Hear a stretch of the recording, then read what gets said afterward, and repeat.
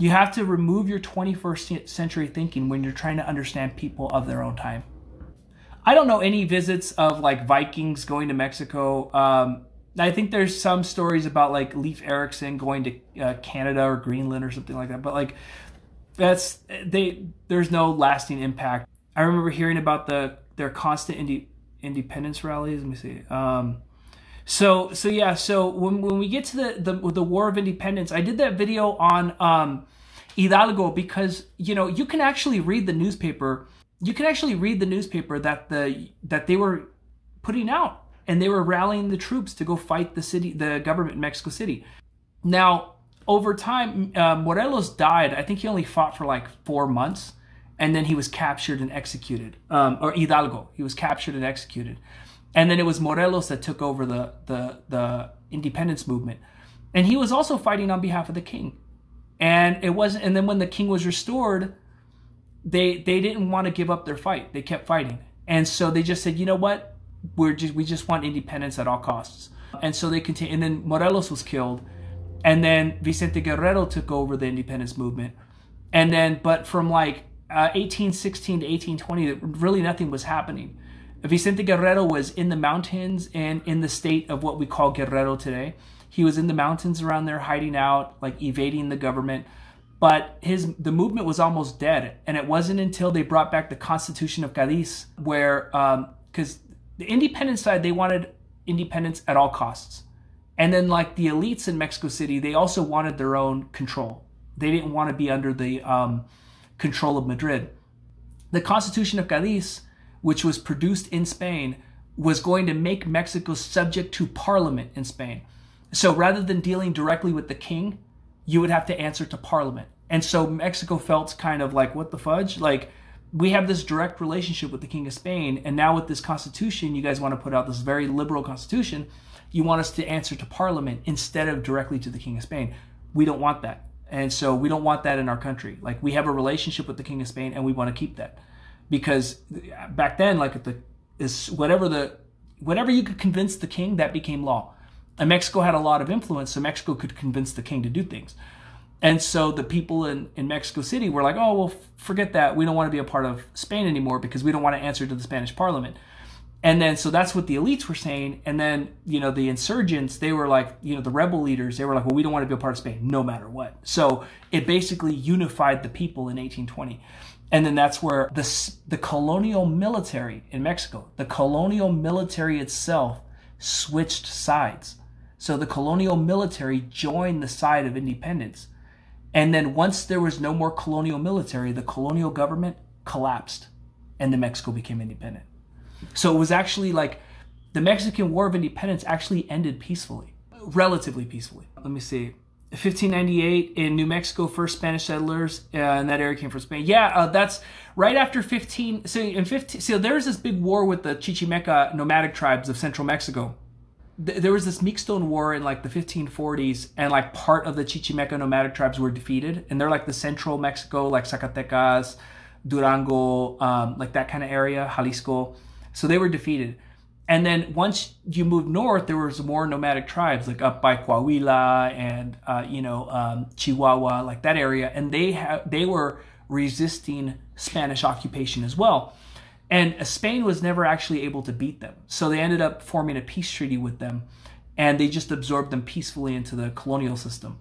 And so in 1590, they like sealed that deal with them and absorbed them into the colonial system and made them Catholic, because that was part of the route to being absorbed. And then in 1591, that's when Tlaxcalan families, together with Spaniards, went to northern Mexico, all the way up to New Mexico. It is 1591, okay? This is when the big colonial expansion happens. 1591, Spaniards, together with mestizos, went throughout northern Mexico and the American Southwest, and they established colonies in places like New Mexico, Texas, and out there. And so when we think of like these old school Mexican families that live there, that they come from like Spanish origins, these are like descendants of Spaniards and Tlaxcalans who left central Mexico in 1591 and moved northward. Okay? It's so fascinating that we all like think of like the Tlaxcalans is like the sellouts of like Mexican history, but like a lot of us are descendants of them, which is really fascinating. Like my family is Purepecha. My great grandmother was Purepecha, and the rest of my family were Spaniards. And so during the colonial period, the Purepechas were an ally of the Spaniards. They fought on behalf of the Spanish Empire. In fact, there was probably throughout history, there was probably more Purepechas that actually picked up weapons to fight on behalf of the Spanish Empire than Spanish people themselves. Think about that. Yeah, they united to fight the Aztecs. The Tlaxcalans united to fight the Aztecs in 1519, and they conquered them in 1521. But the Aztecs in 1521 joined the Spaniards. That's what a lot of people don't talk about. They joined the Spaniards. And then in 1522, the Purepechas joined the Spaniards. And then it's this triple alliance with the Spaniards that they go out and fight all throughout the Spanish Empire. Your great-great-grandpa was born in 1799 in Monterrey under Spanish rule. Yeah, you should double check and see if you have any Sephardic Jewish ancestry. You might have some. Okay, so the reason why criollos are so villainized, one, partly is Mexico's fault, and then two, it's the United States. Like, so this whole, like, okay, so when Mexico became independent, Mexico desperately needed like a national identity. People had identities that pre-existed the country. So, there were some people that didn't want to become independent. They were Españoles or they were indígenas, and they didn't want to be independent from Spain. Like, they wanted to be of the Spanish Empire. And there were some people that wanted to be Mexican citizens. So the Mexican government, because obviously we can't roll back independence, like Mexico's Mexico. And so they had to come up with a way to incorporate everybody into the country. So part of that was drumming up a lot of anti-Spanish rhetoric to kind of unify people against a common enemy. And so that's why you see a lot of people who are of obvious Spanish background, like you could see it like directly, like you could see that they're obviously of Spanish ancestry and they're very hostile to Spanish people. This is part of like a campaign that started really around the 1920s and 30s. Before that, so you had this period in Mexican history where there was really no national identity. There was like local identities. And so Mexico had a lot of trouble like keeping together like their land, right? You had like separatist movements, you had all this stuff happening. Porfirio Diaz was the first like real pioneer in advancing Mexico's national identity. Porfirio Diaz, he's been villainized, he did a lot of bad things, but he did a lot to make a national identity for Mexico that we can all be proud of. And his was actually a little bit more positive towards both sides. He's like, hey, we are the descendants of Spaniards and we're the descendants of indigenous people, and let's just be proud of both of that. And that's why you see in Mexico there are some like statues of like conquistadors, and you think, why would Mexico have statues of conquistadors?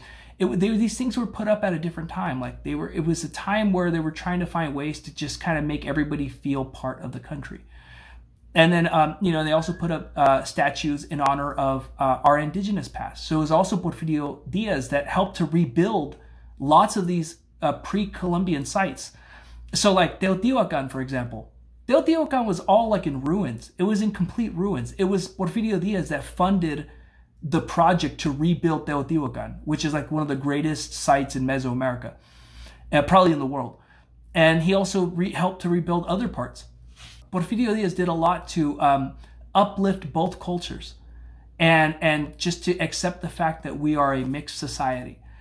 And then it was after the 1920s and 30s when PRI took over that they started becoming very, very, very hostile to Spanish culture, which is kind of ironic because everybody speaks Spanish.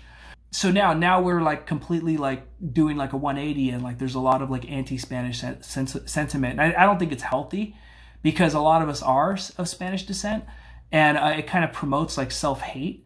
And it's just not healthy for anybody like to hate themselves. So you should be proud of, your family heritage, and there's positive stuff from both of our lineages. And that's why it's important for us to just learn to just be positive and move forward.